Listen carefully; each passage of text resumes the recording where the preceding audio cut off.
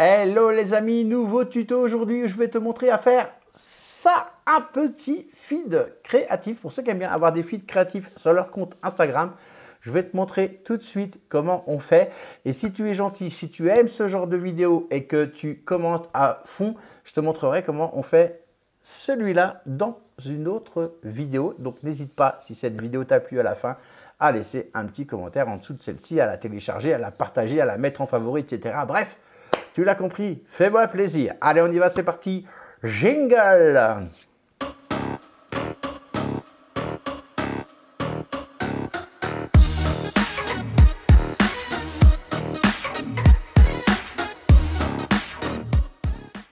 Salut à toi, bienvenue, je suis Stéphane, le Social Media Manager. J'aide les entrepreneurs à développer leur présence sur Internet. Donc n'hésite pas à t'abonner tout de suite et à activer la petite clochette de notification pour ne rien rater de mes prochaines vidéos. On passe tout de suite maintenant sur mon bureau. Alors comment on va faire ce genre de feed créatif? Alors là on est sur la page d'accueil de Canva. On va cliquer sur créer un design et on va créer un design personnalisé. Ok, on va cliquer sur le petit plus ici, dimension personnalisée, clic gauche. Et on va faire un design aux dimensions de 1000 par 1000. Ok, c'est vraiment des dimensions spécifiques pour faire ce genre de feed sur Instagram, ok, de publication. Et on va cliquer sur créer un nouveau design. Donc là, on crée une publication que tu pourras répéter pour avoir plusieurs publications avec ce petit entourage noir. Voilà, ici, on a déjà les petites marches qui sont là. Je ne sais pas si tu vois ici. Si tu ne les as pas, tu vas cliquer. Alors, je vais attendre que ça s'affiche. On va y aller tranquillou. Voilà, juste que ça se charge. Voilà, c'est fait, c'est chargé. Donc, je disais, si tu n'as pas ces marches, ces petits pointillés ici, tu vas cliquer sur Fichier ici et tu vas cliquer sur Afficher les marges ici. Ok, tu vois, si je l'enlève, ça s'en va. Tu peux les mettre, c'est plus pratique. Allez, on clique sur Afficher les marges. Maintenant, je vais aller chercher un élément. Dans mes éléments, ici, je clique sur éléments et je vais aller chercher une grille dans un premier temps. OK? Donc là, je vais descendre. C'est parti. Alors, je me suis aperçu que je dis beaucoup OK dans mes vidéos. Si un jour, tu as le temps de compter le nombre de fois où je dis OK dans une vidéo, ça doit être quelque chose. Ici, on va aller dans les grilles. On va cliquer sur Afficher tout. On va choisir la première, la grille carrée. Je fais un clic gauche. Je vais réduire en prenant le petit coin ici cette grille. Je vais l'emmener jusqu'au niveau des marges justement qu'on a cliqué pour afficher.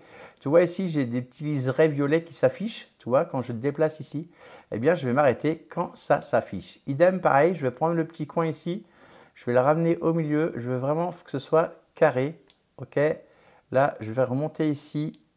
Voilà, il faut vraiment que ce soit un carré.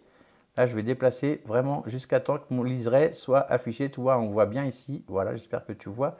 Ça s'affiche. Si je zoome un peu, peut-être tu verras un petit peu mieux, mais je pense que tu as compris, hein, je pense que tu vois.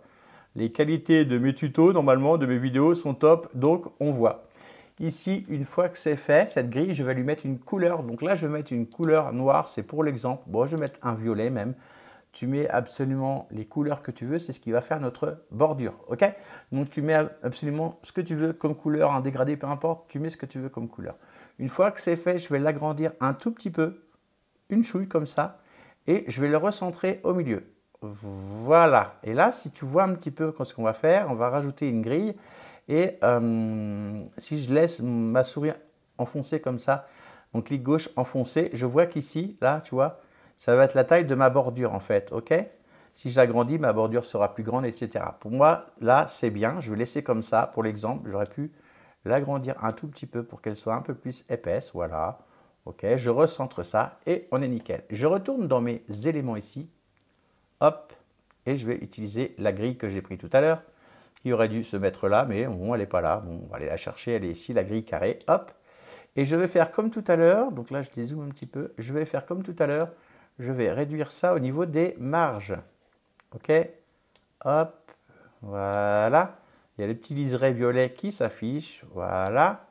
Et là, ce que je vais faire, c'est que mon deuxième grille, elle est derrière. Donc là, je vais cliquer sur Position et je vais cliquer sur Avant pour la mettre en avant. Et voilà, ça y est, c'est fini. Vous avez votre template que vous pourrez vous servir à chaque fois que vous ferez une publication.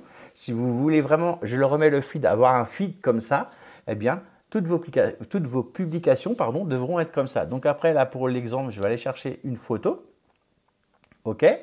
Donc là, je prends n'importe quoi comme photo. C'est vraiment histoire de. Je vais prendre celle-ci, celle qui vient. Hop, je la mets à l'intérieur. Et voilà, votre publication est prête.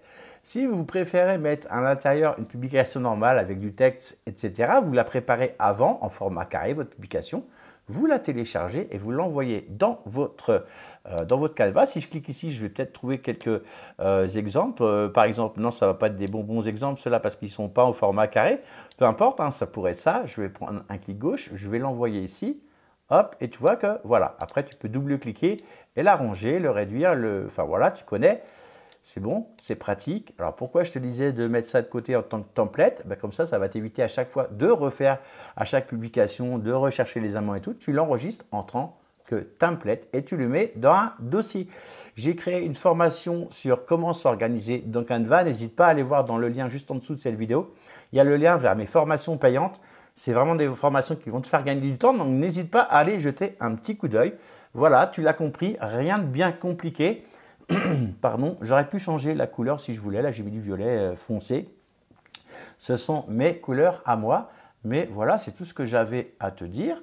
C'est simple, tu as vu, tu postes et ça va te faire une belle grille après avec tes publications.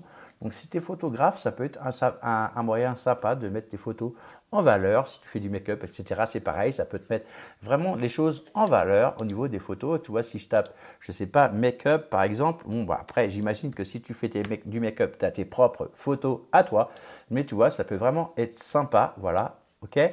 Et en parlant de make-up, j'ai une super idée de fil encore. Regarde, je te la montre ici. Si vraiment tu commentes cette vidéo avec plein de commentaires en dessous, tu départages et tout, tu les enregistres et tout, ça, ben je te montrerai à faire ça dans une autre vidéo. Je te laisse, une playlist va s'afficher dans quelques instants, tu pourras cliquer dessus et tu pourras retrouver la première vidéo que j'avais faite au niveau des feeds créatifs. Je vais d'abord te le mettre ici dans une petite fiche qui va se mettre maintenant ici. Tu vois, tu cliques dessus et tu verras que j'avais déjà fait un petit tuto sur un autre feed créatif. Voilà, je les appelle comme ça, les feeds créatifs. Donc, n'hésite pas à aller les voir, ça peut t'intéresser également. Et celui-là, je te le montrerai dans une autre vidéo, mais seulement si tu commentes. Sinon, que dalle. Et tu mets des pouces, évidemment. Voilà, cette vidéo est enfin terminée. J'espère qu'elle vous a plu. Tu peux aller voir les autres vidéos qui s'affichent maintenant dans l'écran de fin. Tu peux t'abonner également si tu as oublié de le faire. Et tu peux cliquer sur le petit lien qui s'affiche juste en dessous. Et tu vas retrouver toutes mes formations disponibles à destination des entrepreneurs qui veulent vraiment développer leur présence sur Internet. À plus dans le bus.